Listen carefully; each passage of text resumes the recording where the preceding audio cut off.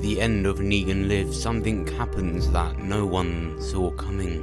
Negan Lives filled in and finished Negan's story, but what we didn't anticipate is this issue showing us the return of another character we thought we would never see again. Negan isn't the only character with story left to tell. Negan isn't the only one who lives.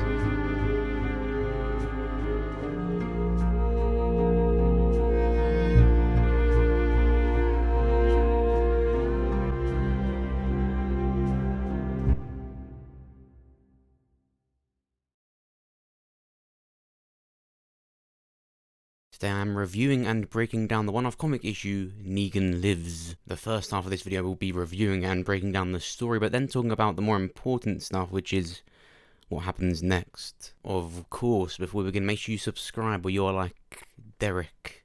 Don't be like Derek. If you're still yet to find out who Derek is, he's just a bit of a bastard, really. The most important thing about this issue is it's not set after The Walking Dead comics ends, it's actually just set after issue 174 when Negan was last seen. He did have a really small appearance at the end of issue 193, which is of course the final issue of The Walking Dead. But it was just the silhouette of Negan kneeling down to a grave, and that in itself was actually the real end to Negan's story. At the very end of Negan Lives, we see him set out on a journey to go and find Lucille's body, to recover all her parts, which she's probably a skeleton now, to recover her and bury her. But the thing is, in Negan Lives we don't get to see that, we just see him start to do that. And then it ends. We find out the grave he does have for his wife in this issue is not actually his wife, it's just his bat he named after her. Of course, as we know, it's Lucille. And so by the end of this issue, Negan finds something to live for. Negan's now life purpose is to go and find Lucille's body and bury her, give her a proper memorial. Which makes us now understand when we last saw Negan in issue 193, that brief picture of him,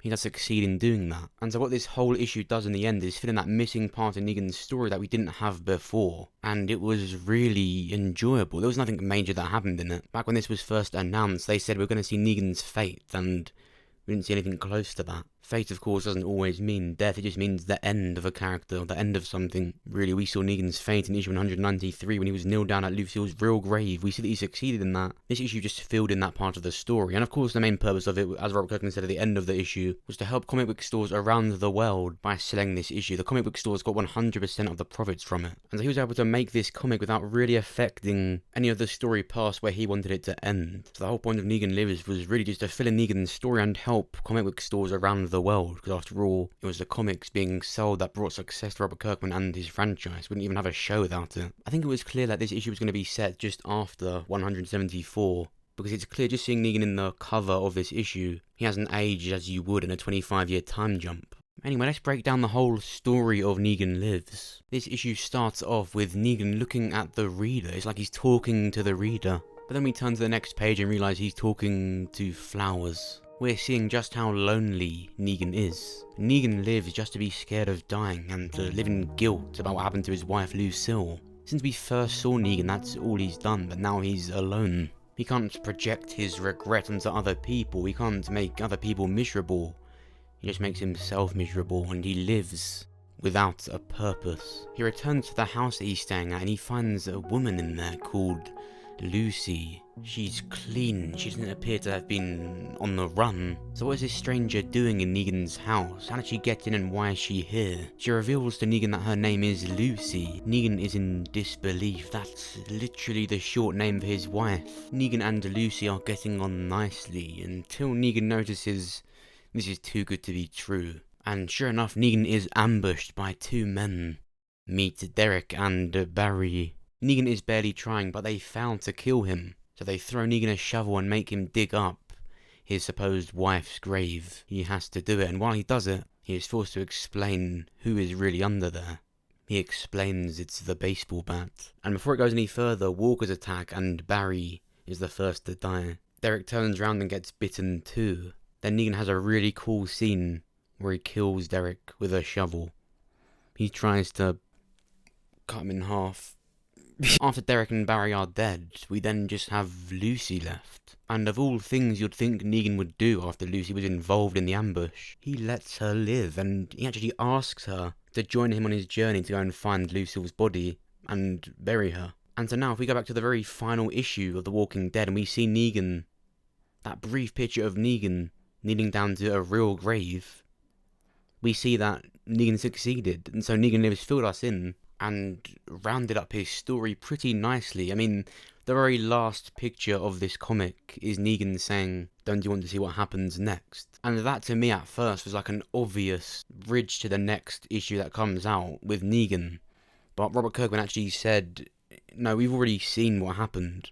He did succeed in doing it, and that's it. Robert Kirkman said, never say never, but probably never. Honestly, there could be so much content, so much story with Negan and Lucy here. What happened on their journey to the hospital where Lucille died? What happened after Negan did that? Negan didn't die, so there's so much that can happen. Not just with Negan, but with so many of the characters. There's 25 years past the point of just issue 192. And like I've said before, Robert Kirkman likes to lie, because it's such an ambiguous ending to Negan. There's thousands of things I could say that could happen next, but the one thing I'm going to say, because we've seen the most of it, is, do you remember those fake issue covers that he put out just months before it all ended? We got 2 fake covers for 2 fake issues. This is issue 194, and on the front we see a new character, Sheriff Kapoor. Now, we did get to see this character in the final issue, because what these covers are is Charlie Adlard's concept art of things that actually happen. This was the profile for the new character.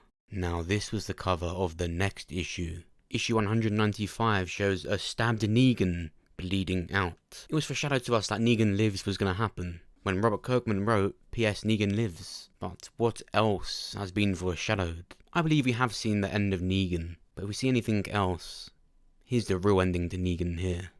Negan dies. If there's anything different about the Walking Dead comic universe, it's that characters do get their dark endings that they deserve. Negan has done arguably some of the worst stuff in that universe, and the fact that he achieves his life purpose and just gets to live on after that doesn't seem right.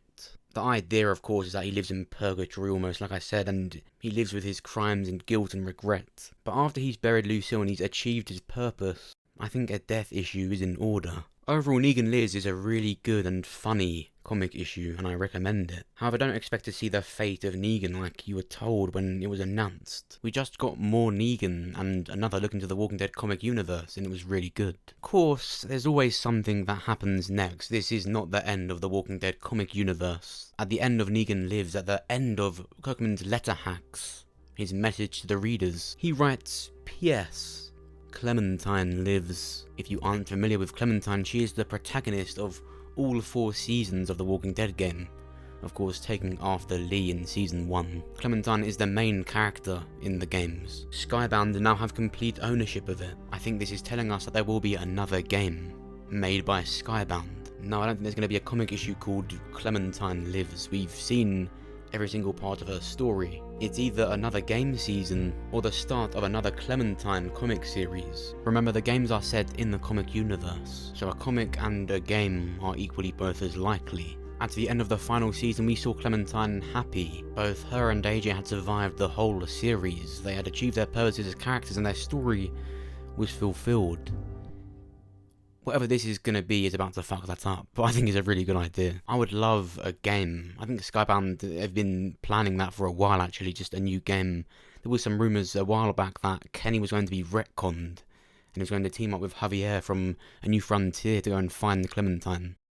Yeah, I couldn't eat for a few days when I found out that was fake. But I want to know what you think about Negan Lives. Did you enjoy it? Are you yet to read it? What do you think is going to happen next in the Walking Dead comic universe? Of course, what do you think about Clementine Lives? What does that mean? Are we going to get a new game with her or a new comic series? Let me know what you think down below in the comments. If you enjoyed this video, make sure you press the like button. It will help me out and we'll get this video more seen. Check out this video for a full roundup on the Season 10 finale, all the theories, all the information we have so far, so that you can be all up to date and know what to expect. From Negan leaving to Gabriel meeting his demise. And of course, make sure you subscribe so that you're the first to hear about The Walking Dead and the first to see my videos. Thanks for watching. I'll see you soon. You tried really hard. That's all that matters, right? It's part of it. A big part.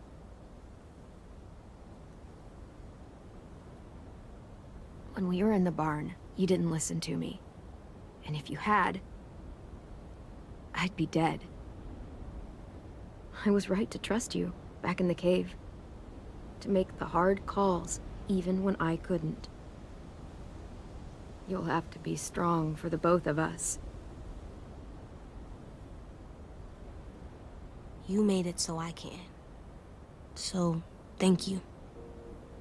For everything. You're welcome for everything.